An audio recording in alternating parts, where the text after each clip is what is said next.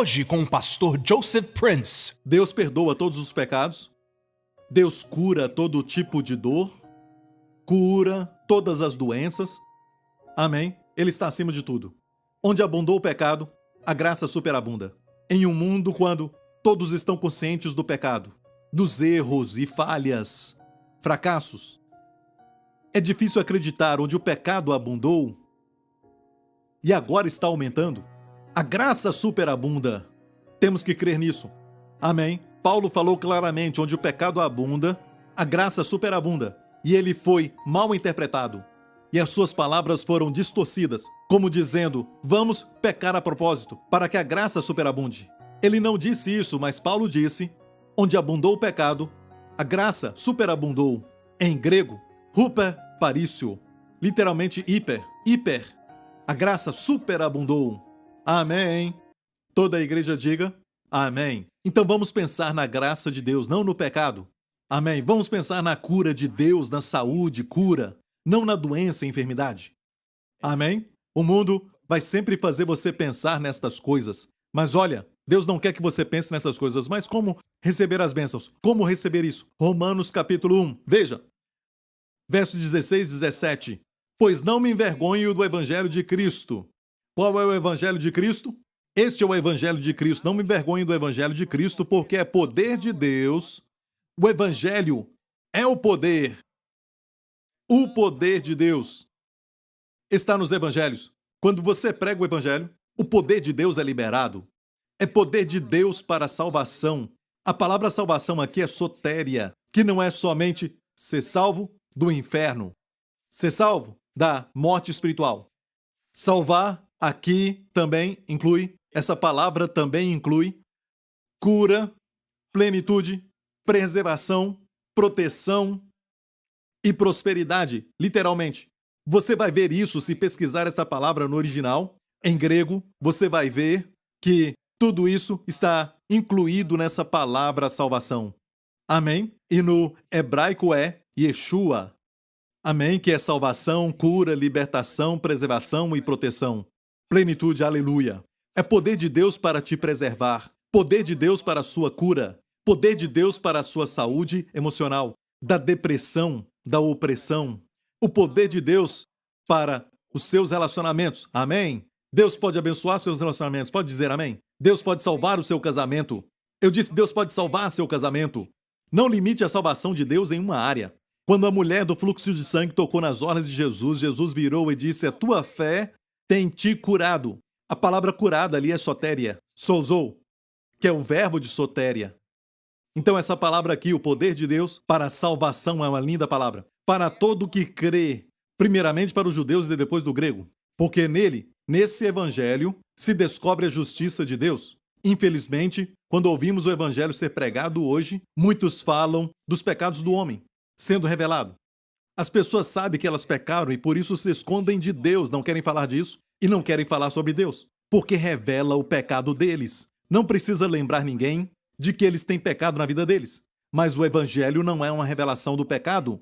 O evangelho é uma revelação da justiça de Deus pela fé. É revelado pela fé. Posso ouvir um amém? Como está escrito, mas o justo viverá pela fé. E muitas vezes, lendo este verso, o justo viverá pela fé, você começa a pensar, eu acho que eu sei o que é isso. Quer dizer que todos os crentes vivem pela fé. Eu pensava assim, mas o que está dizendo aqui, na verdade, o assunto é justiça. A justiça pela fé, diga justiça pela fé. A justiça pela fé é a chave para todas as bênçãos de Deus, porque é o fundamento pelo qual Deus pode te abençoar. Sabe, Deus tem que ser justo em receber o pecador e fazer do pecador justo. E a Bíblia diz que Deus é justo e o justificador daquele que crê em Jesus. Então a Bíblia diz que Deus é justo. O que faz com que Deus tenha então este fundamento justo? A cruz de Jesus Cristo deu para Deus um fundamento justo para te abençoar, mesmo você ainda sendo injusto. Éramos injustos antes de conhecermos a Cristo. A fé que agrada a Deus é a fé, a Bíblia diz, que crê em Deus, que justifica, mesmo você sendo injusto. Amém?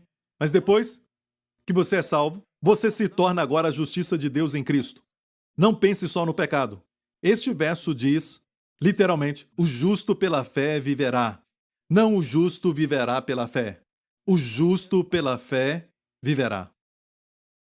Olha, algumas traduções falam de uma forma tremenda, como a tradução de Young's que diz, e também uma outra versão diz o seguinte: o justo pela fé viverá. Isso é diferente de o justo viverá pela fé. O justo pela fé viverá. Se você crê que você é justo pela fé, você viverá. Amém? E por que temos que ser justos pela fé? Porque todos os dias ainda pensamos constantemente no pecado, na nossa mente, na nossa carne, nos sentimentos, nas emoções, nos nossos sentidos. Certo? Estou certo? Quantos aqui, depois de serem salvos, não sentem mais o pecado? Não, ainda lutamos. Mas olha, no meio disso, Deus diz: eu te vejo como justo, porque colocou a sua fé no sangue do meu filho. Amém, que te limpou de todos os pecados. Meu filho se tornou seu pecado na cruz para que você se torne minha justiça nele. Amém? E você precisa se declarar justo. Então, em meio ao pecado, eu devo proclamar: eu sou a justiça de Deus em Cristo. Quando você confessa isso, você é justo pela fé. E o justo pela fé não vai morrer. O justo pela fé viverá. Amém? E não só viver nessa vida, mas ter a mais alta forma de viver, como a palavra viver significa. No grego, glória a Deus. E olhando para isso, precisamos pensar que a morte é tão perfeita, porque o pecado está tão alastrado, que é difícil para nós pensar na graça e na vida. Mas em Romanos 5,17, um dos meus textos favoritos diz: porque se pela ofensa de um só, quem foi este? Adão. Pela sua ofensa, a morte reinou. Por esse, falando de Adão. Pense nisso. Não era plano de Deus o homem morrer. Não era plano de Deus o homem envelhecer, ficar debilitado, nem mesmo ter rugas e morrer.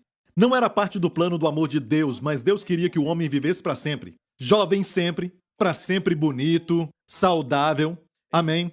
Desfrutando as suas bênçãos, desfrutando a sua vida. Deus queria que o homem durasse muito tempo para desfrutar tudo o que ele criou. O homem foi criado para receber o amor de Deus e sua bondade. Amém? Mas o homem traiu a Deus, pecou contra ele. Como resultado, a morte veio.